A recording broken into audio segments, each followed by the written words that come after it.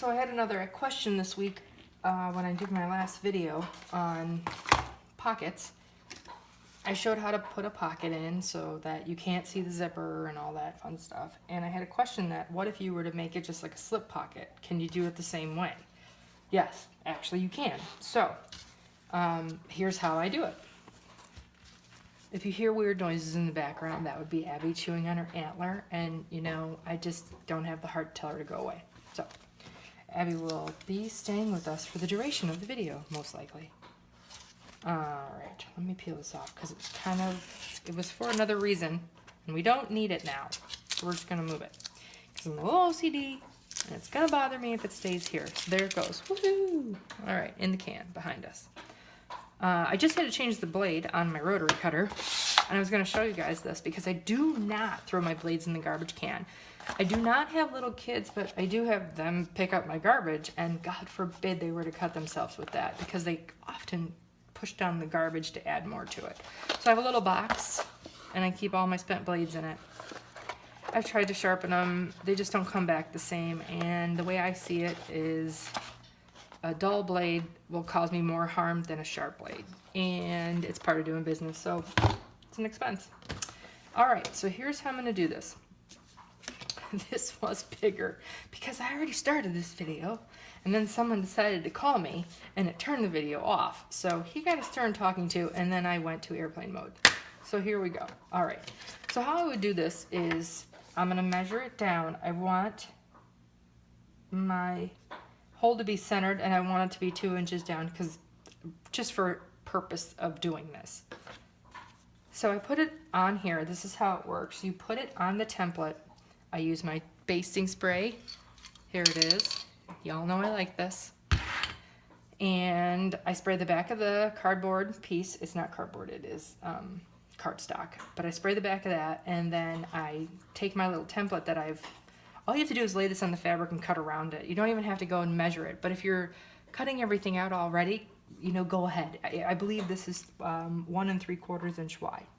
It sure is. So you can cut those into 1 3/4 inch strips, and then just leave them in strips. And then as you need them, based upon the length of the zipper you're choosing on your bag, maybe you have 5 different lengths. I don't know. Don't cut the lengths up already. Just leave them in the strips. So anyway, I'm going to do a 6 inch. Here's the center. That's what the blue line is for. And I sprayed the back already because I love basting spray. And now I am just going to bump it up to the edge of this ruler. So there we go. Now you can take the ruler away. It's not going anywhere. Now I'm going to stitch all the way around here. I'm going to start exactly in this corner, and I have it at 3.25, whatever it is in metric. I'm not good at metric, so don't judge me.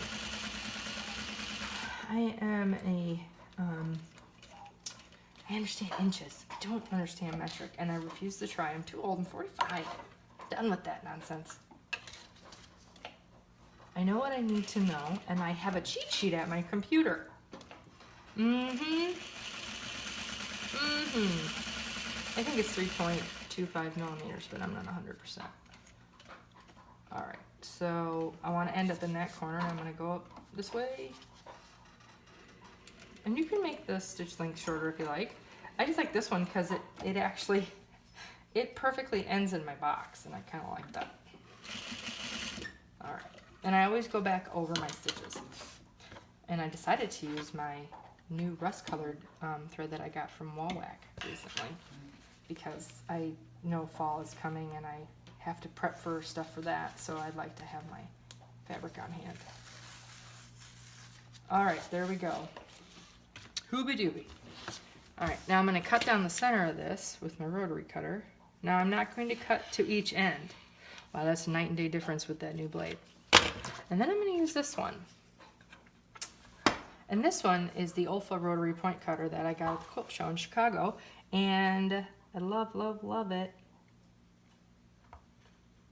And there we go. And always cut into your corners. Just don't catch the thread. And if you do catch the thread, it's not the end of the world, because you can take it back to the machine and just stitch it. No one's going to know but you, unless you tell everyone. Why would we do that? And I think that's pretty good. This one could go closer. I can just see it. So I'm gonna go a little closer on this one. Yep, I heard it. All right, and now you can get up and go to the iron and you can press this, or you can use this fun little thing from Clover that I like to call a steamroller. And I will roll it like so. I like to make sure I get it, I don't want overhang like too much. I do want the front to cover the interface, the zipper piece. So you do want a little lip, but you don't want like an 1/8 of an inch of a lip. That's ridiculous. So now this is just kind of creasing this nicely. And I'm going to take my tape. Oh, I know where it's at. Dun, da, da, da. I'm going to use this one, a little late leftover baby one. I'm going to put these on. I do not go to the end, and there's a reason. When I decide to sew that zipper template, the facing, I need those flaps I need these flaps to be open so I can grab them, and you'll see that in just a second. So I'm gonna pop that through. Good times. Dun, da, da, da. All right, there it is. And I'm gonna crease it back. The reason you have the tape is because sometimes it's hard to get a really nice framed box here, and the tape helps to hold the fabric back a little more taut than if you were to just leave it and then hope for the best when you put the zipper on or you just stick the pocket on. So then there's that, and now I'm going to do this side. All right, so again, I can't do anything about the girl in the background with her antler. Abigail, are you done with that amazing antler? Why don't you take your bone upstairs? She's like, no, Mom. There you go. And she's back at it. What do you got? She won't go away until I go upstairs to FEED her. And it's not time just yet. It's just not time yet, Abby. All right, so this is the inside of your fabric. And this is the outside. So now what you're gonna do, you're gonna attach your pocket just like so. I'm gonna move this out of the way because the only downside with this thing is the only way to retract this blade is to loosen up this little nut here and then slide it down. And so if you're a quilter and you're taking this somewhere, then you're safe to travel with it, or even just to store it. So now I'm going to do this like I'm pretending I'm doing a zipper.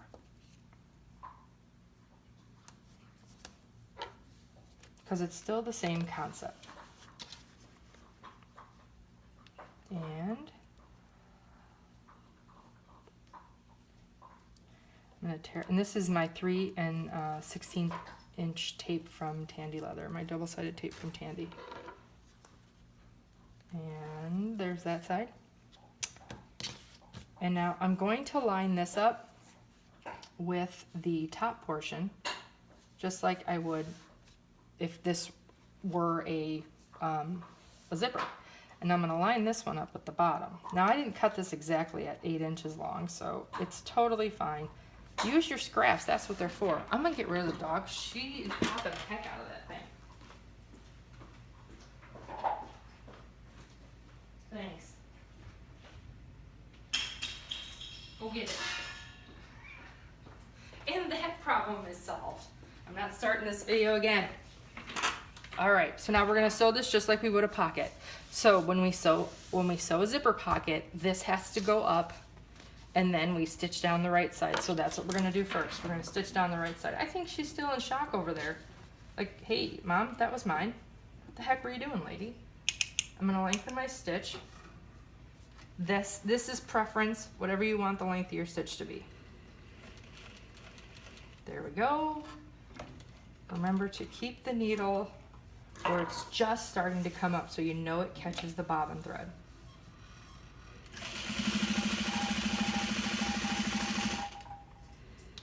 All right. now we're gonna go up.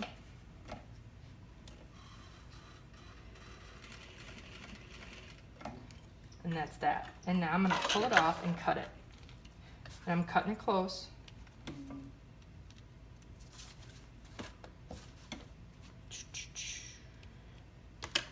Now you're gonna pull it down. And as you pull it down, those threads are just gonna pop, and that's fine. But the bottom thread's not gonna pop. So now we're gonna go, it's down. And now I'm gonna go to the last corner I was at. And now I'm gonna find that hole. I'm gonna stitch right in that hole. I like to take 2 stitches forward and then 2 back. And I try to get them in the hole. You gotta go slow. And I'm gonna pivot and trim this. And I'm gonna zip across the top. One more, and that should line me up. And now I'm gonna go down. I'm gonna end at this bottom corner. So now I'm back where I originally started the entire nonsense. Now, if I were doing this for a client, I would make this most likely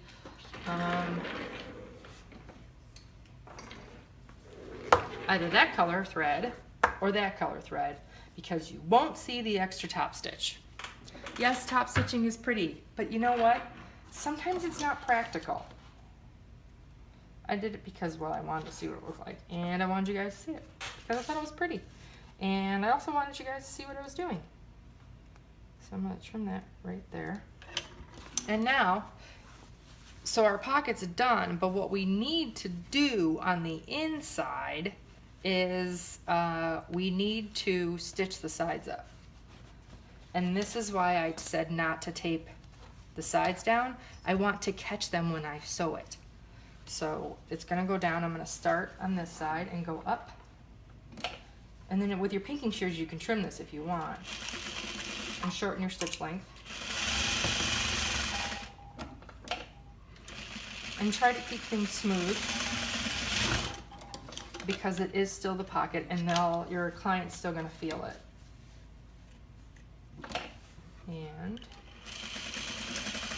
And get close to those edges.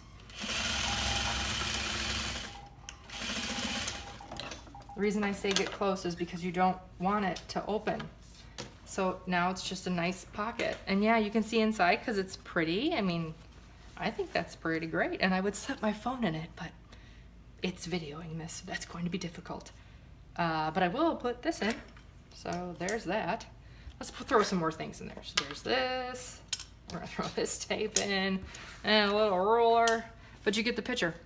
And that's the exact same way as you would do it if you were doing a zipper. Same thing. Now it's just an open pocket, and it's a pretty open pocket, and it took us no time at all. Any questions? Don't hesitate to ask.